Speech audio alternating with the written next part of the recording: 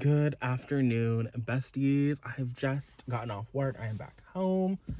I'm going to eat. But before I do that, I wanted to talk about the Late Show because I finished that on my drive home. So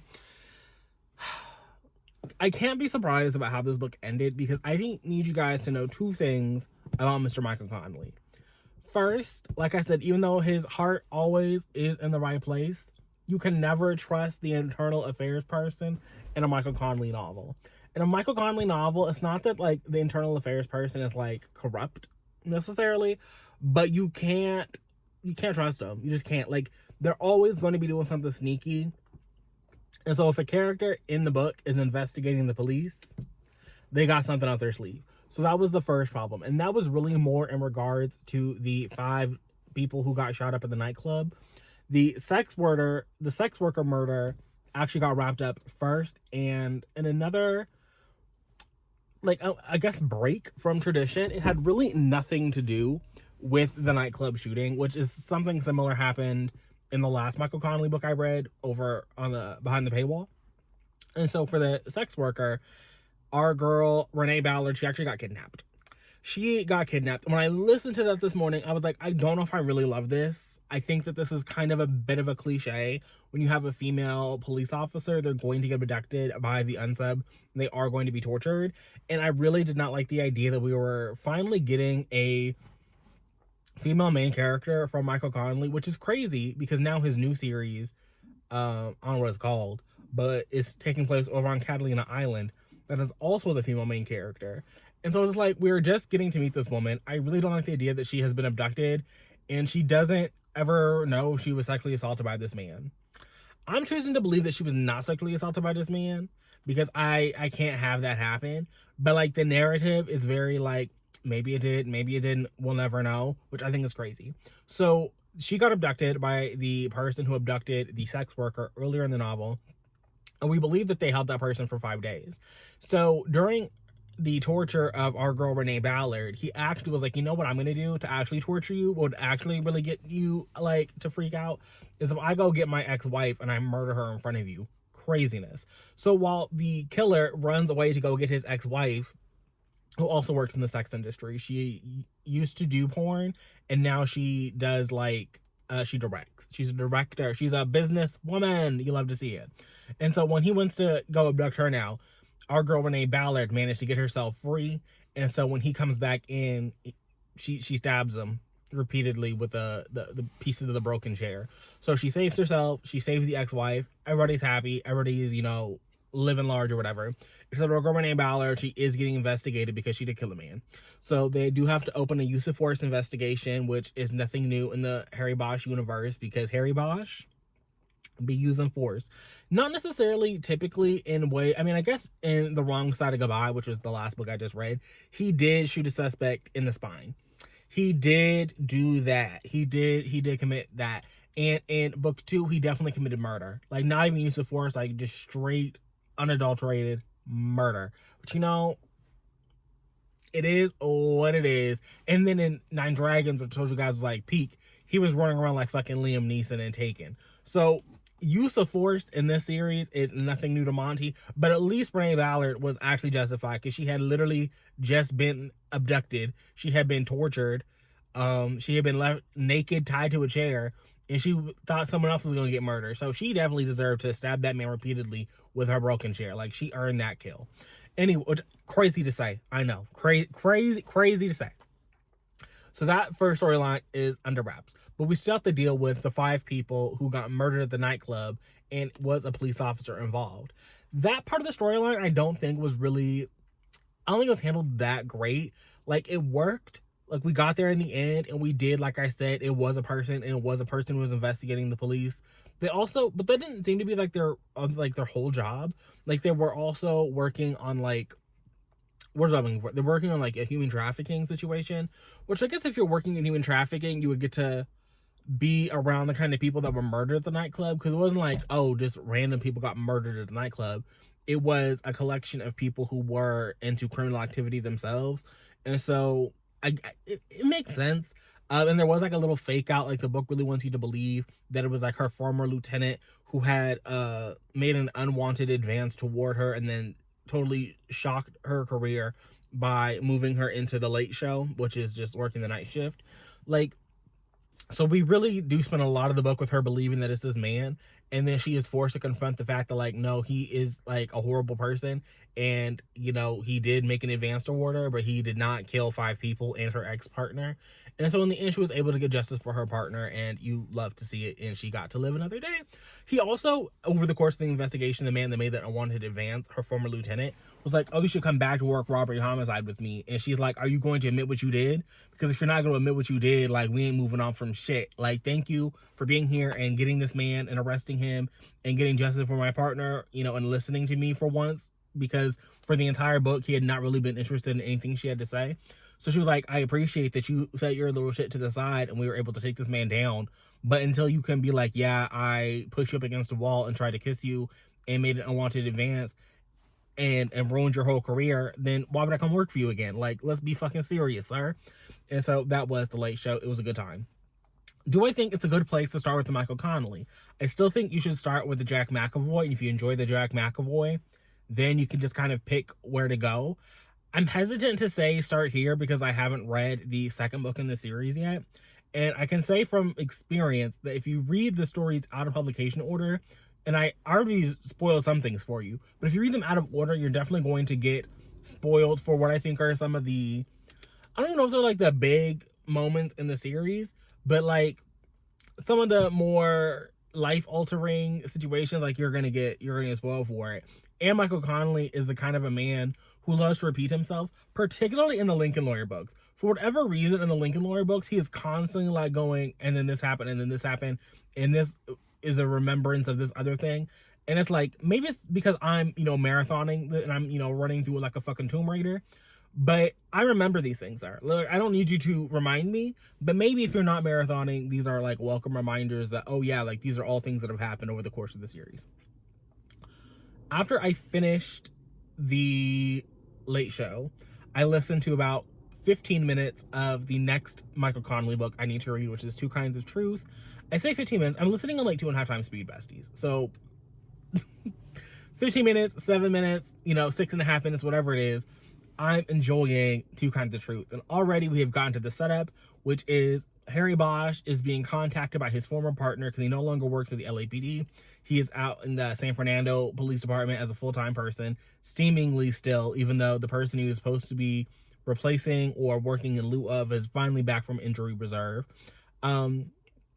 But the people, his former partner, Miss Lucky herself, came out and is like, yeah, you my God, a man on death row that don't deserve to be on death row. And this is like the third time, I want to say now, that a case from Bosch's past is being revisited. Earlier in the series, he had put away, actually, I think before the series even began, one of his like big claim to fame moments, because I need you to understand that the Lincoln Lawyer, in the world of the Lincoln Lawyer and in the world of the Hieronymus Spa series, the Matthew McConaughey movie exists. So the Matthew McConaughey movie exists in the world of this. And Bosch, at the very beginning of the series, already had like a TV show and a movie about him. And now there's like another TV show about him. So Bosch has had like 2 TV shows himself. So like he's a notable figure person. In part because he took down the doll maker, which was the serial killer who would like paint his victims in makeup after he murdered them. And then in another one of the books, I want to say, was it I don't think it was The Last Coyote, but early on in the series, within like the first 5 or 6 books, it was revealed that the doll maker was not alone.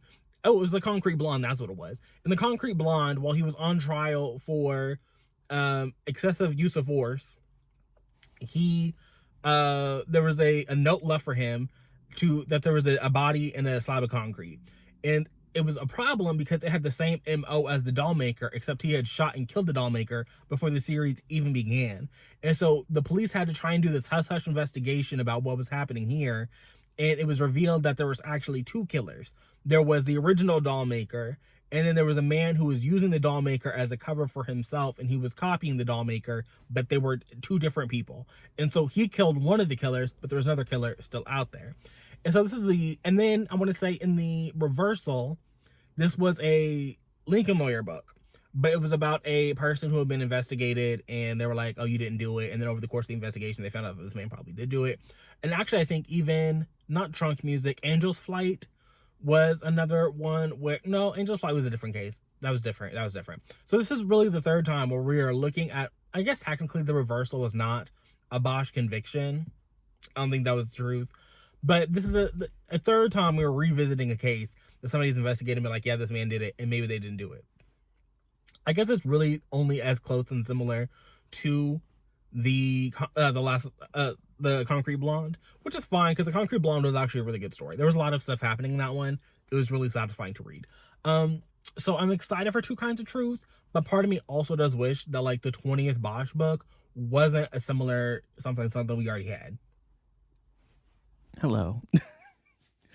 I am now 40% of the way through this book, I want to say, is where I am ending up before I decide to call it. I say decide to call it a night. I'm pushing. I'm pushing it. So I got home after I gave that first update about the late show, fun time. And then I made my dinner, even funner time. And I told myself I was going to take like maybe a nap. I say dinner. I guess it really was dinner, even though it was kind of more like a lunch, given the fact that it was like the second meal of the day. Doesn't matter. Semantics, right? So I ate. I ate. And I was like, oh, I'm going to take a nap. And then I just wound up not taking a nap because I knew I was going to go watch the Kansas UConn men's basketball game at the restaurant that I work at. So I was like, if I know that the game starts at 8 o'clock, I should take a nap. And then I didn't take a nap, and instead I went to go charge my car for about an hour. Not that it really did much of anything. Between you and I, besties, it did absolutely nothing because I did not go to one of the fast chargers, because then it would be like, what do I say? It would just be, I would be paying too much, really, because I know that tomorrow when I go to the hotel, I can just plug it in at the charger at the hotel and pay. It'll probably be at most $8. And if I go to the fast charger, that's like $12. And if I say $4, then I say $4. Who doesn't need $4 in the bank account? And so I listened to a little bit more, the bulk of my listening, honestly, of Two Kinds of Truth, which is the next published book.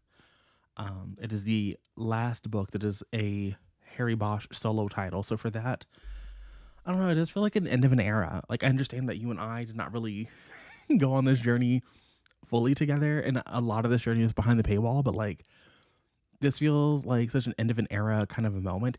And I do appreciate that Jerry Edgar has been brought back into the fold, because again, like, I want justice for Jerry. So as I teased in the, hey, I'm reading this, I listened to like the first, 15 minutes on my drive home. We are following Hieronymus as we're on two parallel tracks, because Michael Connelly loves an A and B storyline, and I appreciate him for it. Sometimes I appreciate it because like they ultimately dovetail together. Like Nine Dragons, that was a beautiful dovetailing of everything that was in the book. Sometimes, more recently, they seem to be A plot wrapped up, B plot wrapped up, and the two don't really have necessarily too much in common, other than in focusing on one thing and getting that knocked out of the way, it then frees up mental space for our lead character, whether that's Renee Ballard in The Late Show or Hieronymus in any of the many numerous, what is this? This is the 20th solo title. So in the 19 other books that he's appeared in, get him getting to do his thing, right? And so in this one, we have the two storylines. The first one I teased already, which is a case from his past, is being reopened. That's not even being reopened.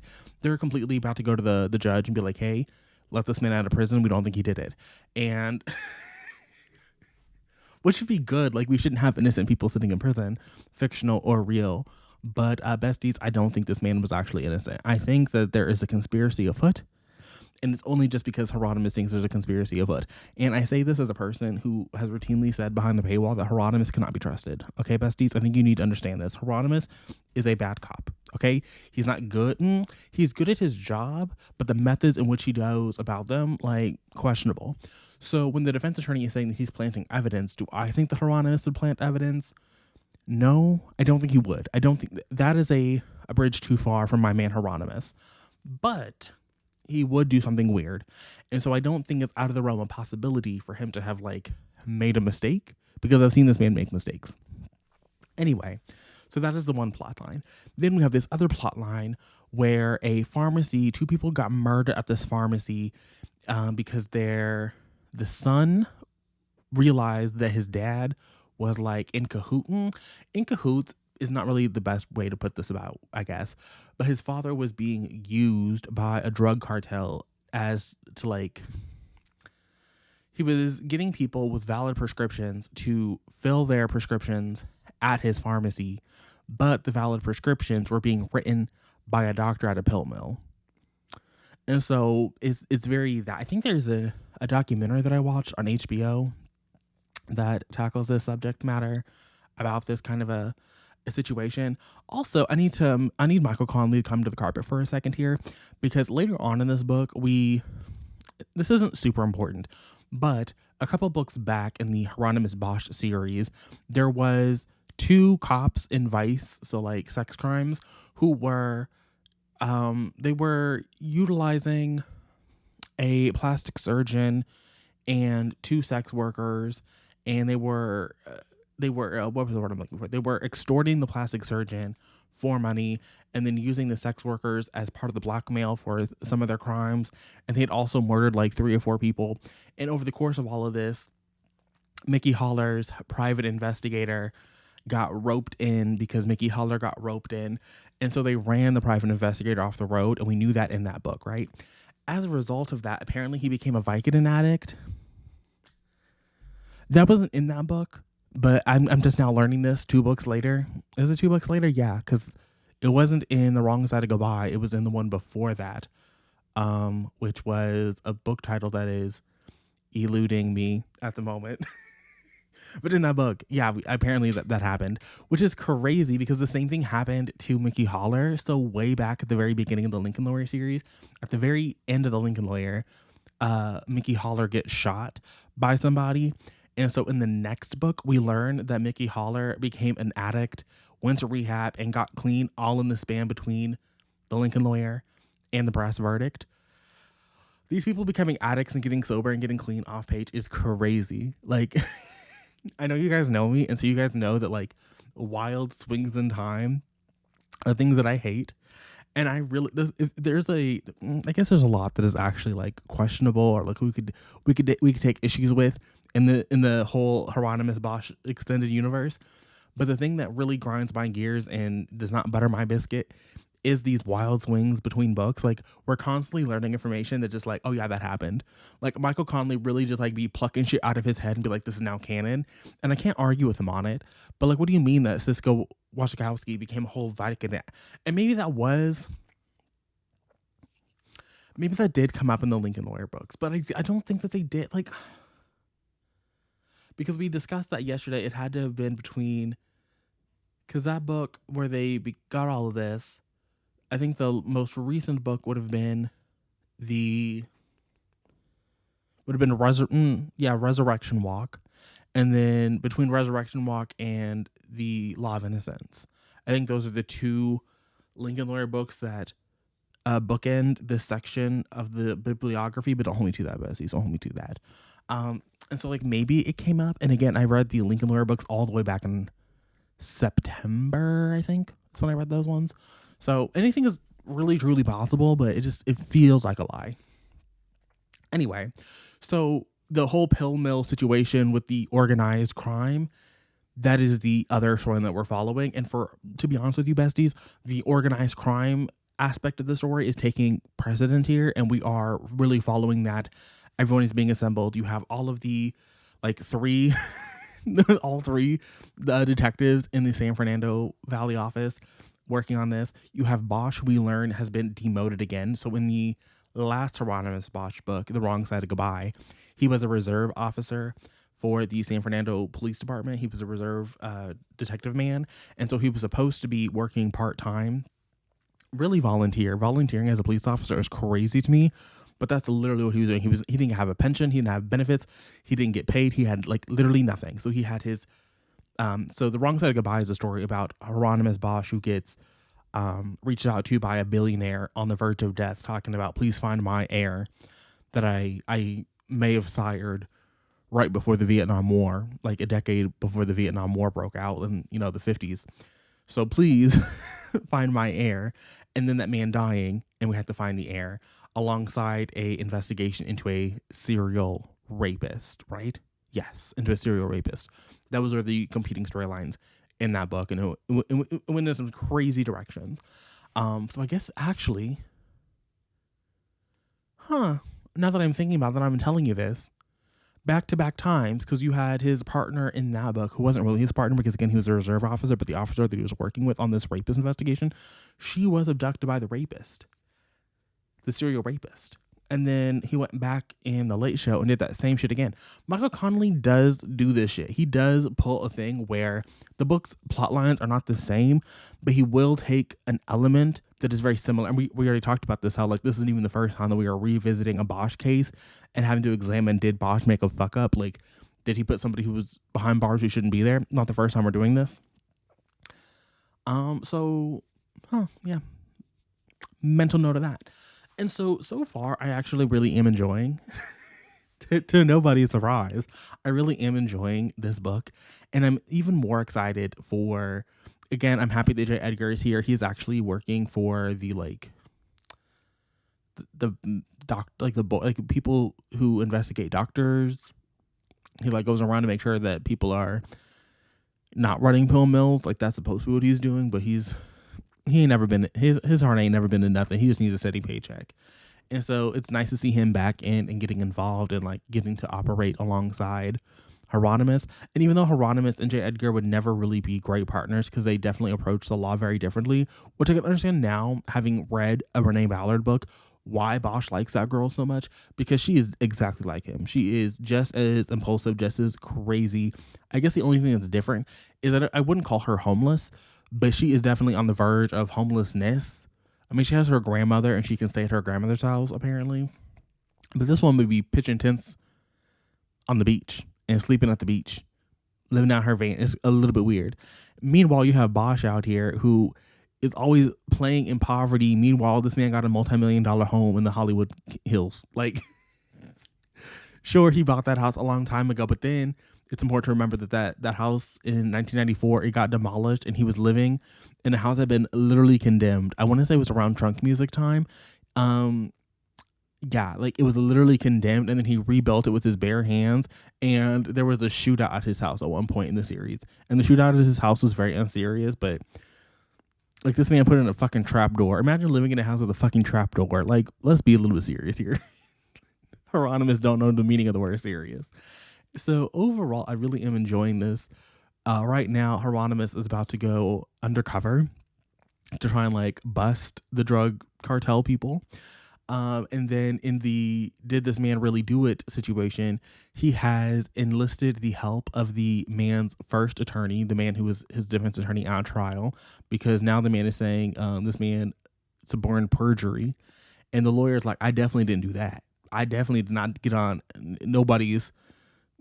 I didn't make no plans for my client to perjure themselves. Like, let's be serious here. So he's like, yeah, let me testify, please. So that's a thing. And then Bosch is pretty convinced that the current attorney was also the attorney for the person whose DNA was found. And when I say the DNA was found, it was like literally a microdot. Like it seems to be like a pinprick that they somehow missed all the way back when this case first went to trial. And even if they hadn't missed it, it wasn't like this case was, because again, Bosch is so fucking old. This was a case that before they were even allowing DNA evidence to be introduced. So there's a little bit of a like, okay, it wasn't I say if at first we're like, okay, maybe it wasn't entirely Bosch's fault. And then you keep reading the book and they find out that, oh, actually they're also arguing that the one piece of evidence that they do have that definitely links these two people together is was planted by you. So between this new DNA evidence and did you plant evidence, it's looking like this man's not going to be on death row anymore, which is fine. He don't got to be on death row. But Bosch is like, oh no, I know this man did it. So we haven't really made too much headway into that. But also at the same time, we do have this little drug cartel situation we got to take down first. So we're going to we're going to deal with the pill mill, and then we're going to circle back to this other person, because right now they're still sitting in prison. They've not been released yet. And so like we can go a little bit slower, whereas the pill mill people have gotten 2 people murdered already. And so it's a little bit more of a high priority. I will be able to finish this tomorrow. And I think I'm actually even going to be able to finish. This would be the real, what is what I'm thinking for? This would be the real, like, kind of stretch goal, I guess, is to also finish Dark Sacred Night, which is the next Renee Ballard book. So Renee Ballard and Bosch are finally going to cross paths. And it'll be exciting to see. And so I'd like to be able to finish that tomorrow. And then I'd be on track to read 3 books in 3 days, which would be glorious. Now, I'm not going to, cry if I don't finish 3 books in 3 days. But I just think that between when I have to get to the restaurant and the hour and a half or so between being at the restaurant and being at the hotel, I think that, and then being able to listen to the audiobook while I'm at the hotel for as long as I'm going to be there, I think I should be able to finish it. So we're definitely going to give final thoughts on 2 Kinds of Truth, and then maybe at least a first impressions on the next Ballard book, because, maybe I'll get to the hotel and I don't want to listen to the book, although, why would I not want to listen to this book? And I just like watch a YouTube video or something, or I watching Heated Rivalry at the hotel that'd be kind of crazy given what I've seen about that. But maybe that's what I'll do. What I really should do is actually get caught up on Housewives. That's what I really should. I am so behind on the Housewives, guys. Like, it is criminally embarrassing. And I say Housewives, I really just mean Potomac and Salt Lake City, because those are the 2 franchises that I personally care to watch. And so I'm behind on those, like so far behind. The seasons might even be almost over at this point, but maybe that'll be a thing that happens. Either way, we will talk tomorrow, probably around the same time. So until then, and until next time, bye, besties.